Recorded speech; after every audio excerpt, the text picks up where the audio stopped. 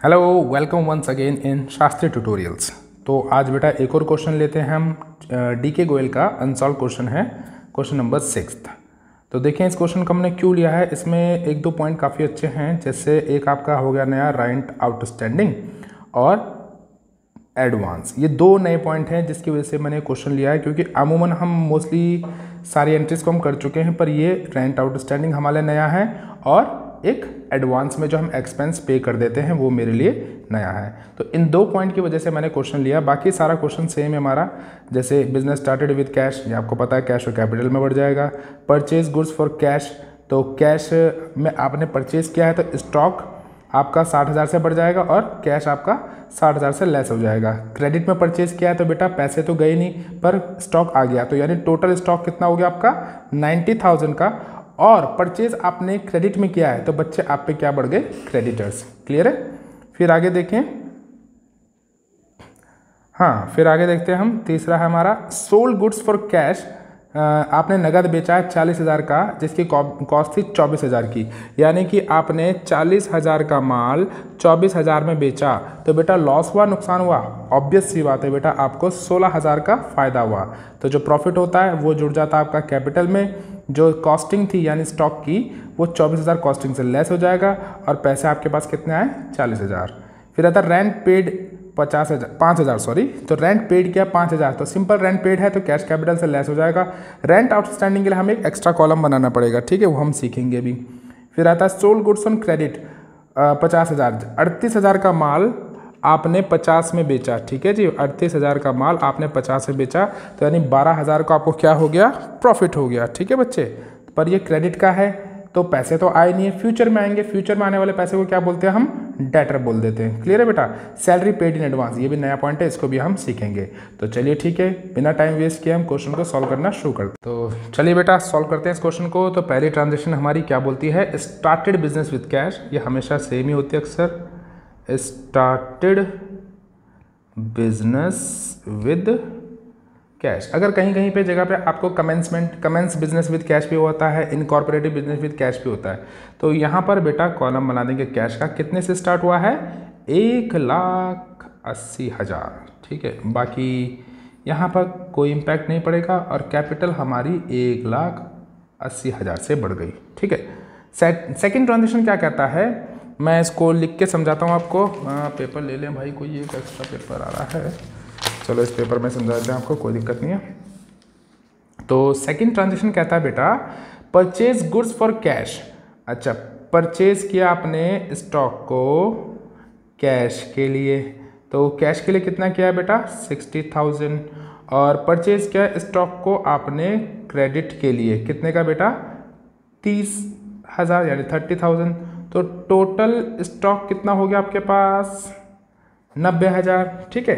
तो सबसे पहले हम सीक्वेंस से चलते हैं। कैश कितना गया, 60,000 का, तो बेटा 60,000 से आप कैश को लेस कर दो। यहाँ पर एक कॉलम बना दो स्टॉक का। स्टॉक कितना आ गया आपके पास, 90,000 का स्टॉक आ चुका है, तो यहाँ 90,000 लिख दो, ठीक है। क्रेडिट में 30 लिया है, तो क्रेडिट में 30 लिया नहीं, पैसा तो हमारा गया नहीं है, तो क्या बढ़ गया हम पे, क्रेडिटर्स बढ़ गए। तो यहाँ पर एक कॉलम मैं क्रेडिटर्स का भी बना दूंगा और ठीक इसके सामने 30,000 लिख दूंगा। कोई दिक्कत बिल्कुल नहीं है सर दिक्कत। तो यहाँ पर एक प्यारी सी लाइन कर दें हम ड्रॉ, और फिर इसको हम न्यू इक्वेशन में फॉर्म करेंगे, ठीक है बेटा। तो मैं यहाँ पर एक लाइन ड्रॉ कर देता हूँ ताकि इसका मैं टोटल कर सकूँ, ठीक। तो यहाँ पर लिख दूंगा नरेशन में, ट्रांजेक्शन में, purchase goods for cash and credit, ठीक है जी, कोई दिक्कत बिल्कुल नहीं है सर।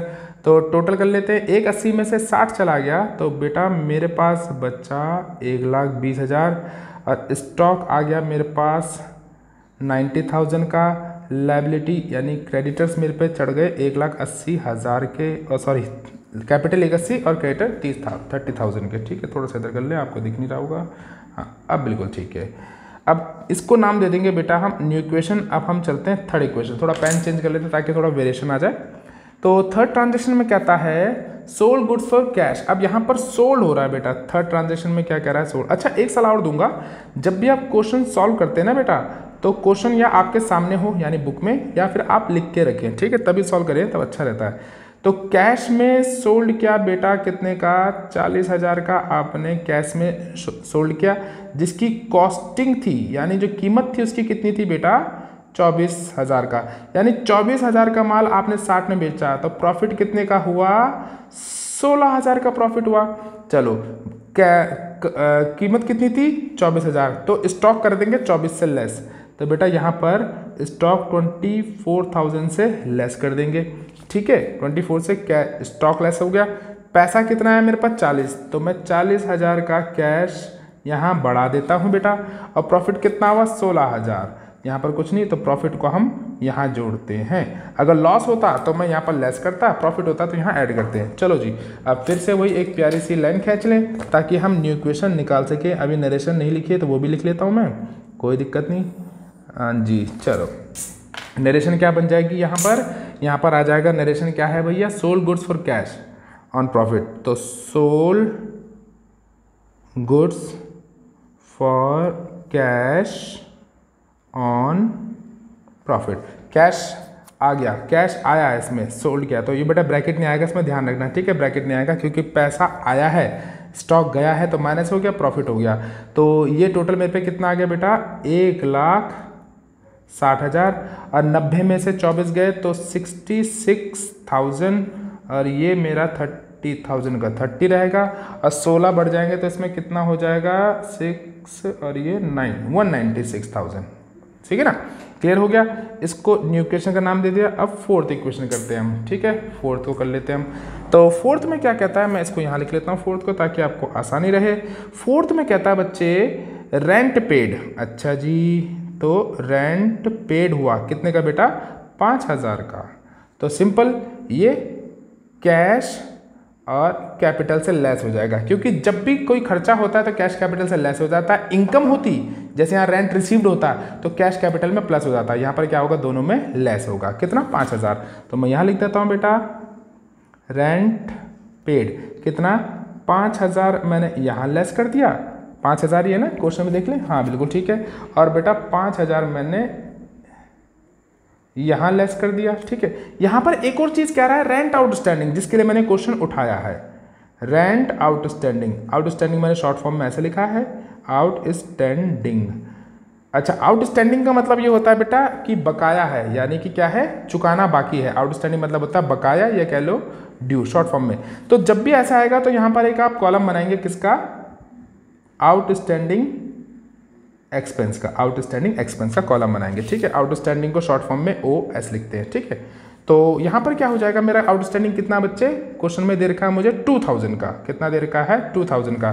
तो सिंपल कुछ नहीं करना इसमें मैंने मुझे, तो ये रेंट आउटस्टैंडिंग के नीचे 2,000 की लायबिलिटी को बढ़ा देना है, और 2,000 से यहाँ पर लेस कर देना है मुझे, बस कैपिटल को। अब मैं यहाँ पर एक लाइन डाल देता हूँ प्यारी सी, ताकि हम टोटल निकाल सकें, ठीक है। यहाँ पर मैंने क्लियर कर दिया। नरेशन में भी ओके कर देता हूँ मैं, rent paid and rent outstanding, दोनों चीज़ होगी। रेंट पेड यानी 5,000, आउटस्टैंडिंग यानी कि 2,000 से मेरी आउटस्टैंडिंग एक्सपेंस बढ़ गया, और 2,000 का मेरा क्या बन गया सर, 2,000 की मेरी आउटस्टैंडिंग एक्सपेंस, और 2,000 से मेरी कैपिटल लेस हो गई, डिक्रीज हो गई, ठीक है ना। तो अब इसका टोटल कर ले मेरे, 1,60,000 में से मेरा 5,000 गया, तो 1,55,000। स्टॉक है मेरे पे 66,000 का, क्रेडिटर्स हैं 30,000 के, आउटस्टैंडिंग एक्सपेंस इतना है, और 196 में से हमारा 196,000 में से माइनस किया हमने 7,000, 5 और 2 7,000 हो गया हमारा। तो बेटा कितना आता हमारा, 1,89,000। क्लियर है सर, बिल्कुल क्लियर होना चाहिए। इसको नाम दे दिया न्यू इक्वेशन का। अब चलते हैं सर हम फिफ्थ ट्रांजेक्शन की तरफ। फिफ्थ ट्रांजेक्शन क्या कहती है बेटा मेरी, फिफ्थ ट्रांजेक्शन कहती है sold goods on credit. Fifth कहती है सोल्ड गुड्स यानी स्टॉक, क्रेडिट में बेचा है बेटा इस बार। तो बेचा है तो पैसा एक नहीं आया मेरे पास। कितने का माल बेचा बच्चे, 50,000 में बेचा, और कॉस्ट कितनी थी बेटा उसकी 38,000 की, यानी कि 38,000 का माल 50 में बेचा तो प्रॉफिट कितना हो गया 12,000। तो सीधी सी बात है, स्टॉक कितने से कम होगा 38 से, तो स्टॉक को मैं कर दूंगा 38,000 से लेस। पैसा कितना आना चाहिए था 50, पर क्रेडिट में है तो अभी तो आएगा नहीं, फ्यूचर में आएगा। फ्यूचर का मतलब क्या होता है डेटर। तो बेटा यहाँ मैं एक कॉलम बना दूंगा डेटर्स का, तो यहाँ मेरे डेटर कितने के हो गए 50,000 के, क्योंकि फ्यूचर में आएंगे 50। थोड़ा यही लिख देता हूँ इसके सामने, मैंने नीचे लिख दिया ज़्यादा, ठीक है। और मेरे पे प्रॉफिट कितना हुआ 12,000 का, तो 12,000 का प्रॉफिट मैं यहाँ जोड़ दूंगा कैपिटल में। तो यहाँ लाइन डाल देते हैं बड़ी प्यारी सी, ताकि हम टोटल निकाल सकें अपना। ये हो गया सर हमारा लाइन। चलो जी यहाँ पर नरेशन में लिख दें क्या आ जाएगा, sold goods on credit for profit, sold goods on credit for profit. Total कर ले बेटा, पैसा तो एक नहीं आया क्योंकि उधार में बेचा है, तो उधार में बेचने में पैसा एक भी नहीं आता, ठीक है हमारा। तो 66,000 के हमारे क्या थे स्टॉक, उसमें से 38,000 हमने बेच दिया, तो बचा मेरे पास 28,000, ठीक है। 50,000 के मेरे डेटर्स हैं, क्रेडिटर्स हैं तो 30,000 के, यहाँ थोड़ा सा से कर लेते हैं हम, ठीक है, अब बिल्कुल साफ दिखा रहा है। हाँ 30,000 का आपका क्रेडिटर। आउटस्टैंडिंग एक्सपेंस सर 2,000 के, क्योंकि यहाँ पर कोई चेंज नहीं आया उसका। और मेरे पास 1,89,000 की कैपिटल थी, जिसमें मैंने प्रॉफिट को जोड़ा 12,000 का, तो मेरे पास आ गया सर 2,01,000 का आ गया। अब 6 ट्रांजेक्शन पकड़ते हैं, हमारी लास्ट वाली 6 ट्रांजेक्शन को। थोड़ा स्पेस देख लें कहाँ पर है, इस पेज में नहीं है स्पेस, तो चलो हम नेक्स्ट पेज ले लेते हैं, कोई दिक्कत नहीं है। 6 ट्रांजेक्शन में बेटा क्या कहता है मेरा, सैलरी पेड इन एडवांस। इस पॉइंट के लिए मैंने क्वेश्चन लिया था इसको, और आउटस्टैंडिंग वाले के लिए सैलरी पेड इन एडवांस।